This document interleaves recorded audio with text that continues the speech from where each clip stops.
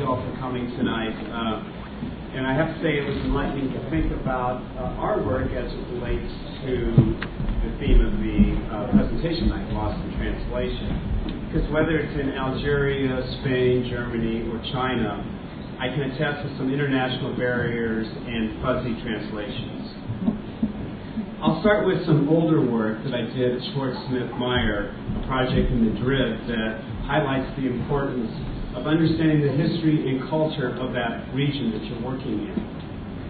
This project was called Puerto de Europa, where we were designing this grand plaza with Philip Johnson, who had these two high-rise towers that leaned over towards each other. We were inspired by our trip to Alhambra on our first trip there. So our recommendation was to take this grand plaza and clad it with beautiful Islamic-inspired tile. Our clients, a group of proud Spaniards, were underwhelmed by that idea. And as a matter of fact, they told us in no uncertain terms that Spain had been resisting the Moors for hundreds of years, and that the plaza wanted to speak to the plains of Spain. And they took us to Segovia and parts of Madrid, and they wanted it to be much more muscular and nowhere near this. So that was point taken. The other thing, my partner Martha Schwartz and I, here was our other faux pas. We found these striking old amphoras and proposed to stud the plaza with them. But to the client, they signified the poor in the country. Beautifully, I thought, as they put it to us, it would be like putting teepees on Rockefeller Plaza. The next few projects are in China, and I think of the work that we've done in China as really recession band-aids. That's when we started working in China. There was no work in America, for us at least, during that time, so it has allowed our firm to kind of stay connected and complete without having to lay anybody off. The work in China, there's an insatiable thirst for drama. And I know this is a generalization, but in my experience, you can't be too big, too colorful, or too novel there. But this does raise the question of how much of a good thing can you have before you have a bad thing. And we were working on this modern mixed-use development outside of Suzhou, where they wanted everything to be splashy and energetic. As a matter of fact, in my first meeting with the client, they said, we want a big volcano, bigger and better than the one in Las Vegas. And I knew right then and there that I was entering a rabbit hole. The architectural rendering that you see here shows this continuous canopy that goes over the plaza. And they were proposing to project visually loud light shows, very much like Fremont Street in Las Vegas. And I thought going with something much more reserved on the ground plane was the right thing to do. Instead of a volcano, I suggested that we install giant lava lamps throughout the plaza, something that was much more fun and reserved. But no, that was not a good idea. We went back to the drawing board and went to our third presentation to the client. And at the end of the presentation, I looked at my translator and I said, how did it go? He said, it went really, really good. And this was after they gave us our feedback. And I was like relieved, and finally after the third presentation, I thought we had it. And I was asked to leave, and I went to the lobby. An hour later, I came back in, and I was fired. Totally lost in translation. Well, we found it challenging to get quality work built in China, as Renee mentioned. It does provide some exciting opportunities in land planning, particularly when you pair the need for true sustainability with the sheer size of many of the projects. We were part of a large team on this 3,000-acre site outside of Langfang, which is near Beijing, with an open space requirement of 25%, which is fantastic. You often get that opportunity in America.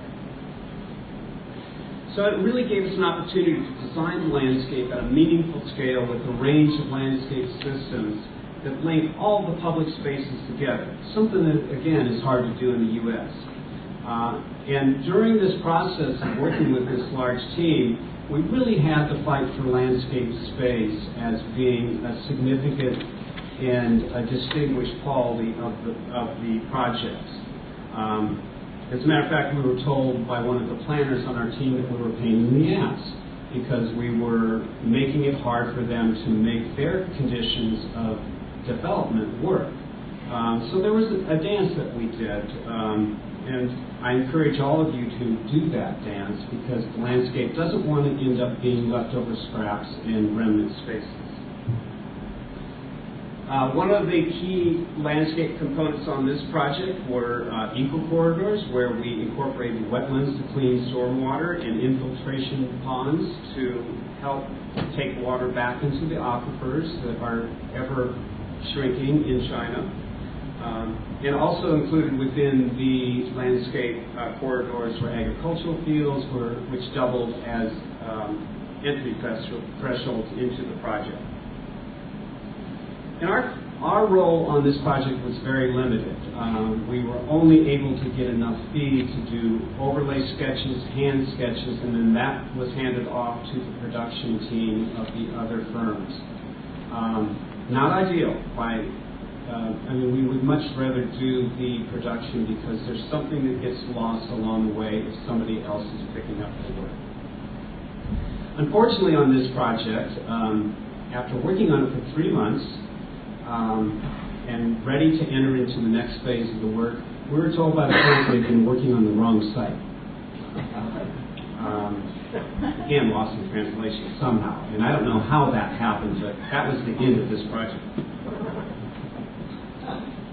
This is a 300-acre park that we completed a couple years ago called North Shore of Tianshan Lake. It's near Shanghai, and the client wanted us to make this an international destination, as they always do in China. But the most compelling thing about this project is that Lake Tianshan provides 70% of the potable water for Shanghai. So in order for this project to be appealing, let alone an international destination, we knew we had to clean the water, which was really quite polluted. Thinking that it would provide some powerful symbolism, we thought we would not only cleanse the water, but elevate and celebrate it, its rebirth, to be a signature feature of the park. Unfortunately, the client wasn't interested in cleaning the water. We really just wanted this project to be more like a Disneyland, and that I found that a lot of the work that we've done with the politicians in China, this was a project we were working directly for the government, the politicians were interested in making this a splashy economic project because that's how they rise in the party politics. But we stuck to our guns, and I think you'll see that the water was central to everything that we did. The first phase of the project was along the lake. And what we were working with were nothing but strips of land along a new levee road that protected the farmland and the rest of the park from flooding. So we decided to expand the shoreline and experience by building islands into the lake.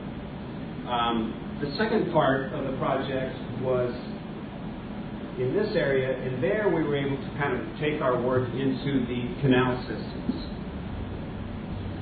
This demonstrates what I was just mentioning about the first phase of the project being very linear, so the image that you see below represents our idea of expanding the shoreline experience out into the lake. We have found that in China that it's very important that your design proposals are grounded and anchored with naming. So we gave everything on our project meaningful yet iconic labels. We referred to these islands as grasshoppers. Bad idea. As the client, Mr. Hu, told us that everybody knows that grasshoppers eat crops and destroy the agricultural land. So our grasshoppers quickly became willow leaves.